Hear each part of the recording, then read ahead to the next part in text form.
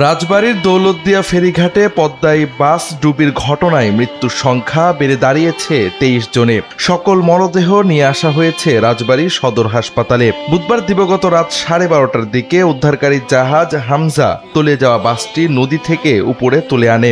এ সময় বাসের ভেতরে থাকা 17 জনের মরদেহ উদ্ধার করা হয়। বৃহস্পতিবার ভোরে নদী থেকে আরও 4 জনের মরদেহ উদ্ধার করে উদ্ধারকারী বাহিনী। এর আগে বাসটি নদীতে তলিয়ে যাওয়ার সময় স্থানীয়রা 2 জনের মরদেহ উদ্ধার করেছিলেন। নিহতদের সকলের পরিচয় শনাক্ত করা হয়েছে। ইতিমধ্যে 21 জনের মরদেহ স্বজনদের কাছে হস্তান্তর করা হয়েছে এবং বাকিদের হস্তান্তরের প্রক্রিয়া চলছে।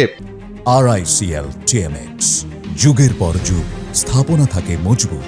রাজবাড়ী ফায়ার সার্ভিসের উপসহকারী পরিচালক দেওয়ান সোহেল রানা জানান, উদ্ধারকৃত মরদেহগুলো গোয়ালন্দ উপজেলা স্বাস্থ্য কমপ্লেক্সে রাখা হয়েছে।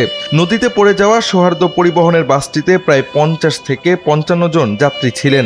ফেরিতে ওঠার সময় বাসটি নিয়ন্ত্রণ হারিয়ে নদীতে পড়ে যায়। খবর পেয়ে ফায়ার সার্ভিসের ডুবুরি দল দ্রুত উদ্ধার অভিযান শুরু করে এবং এখনও নিখোঁজ যাত্রীদের উদ্ধারের কাজ চলছে।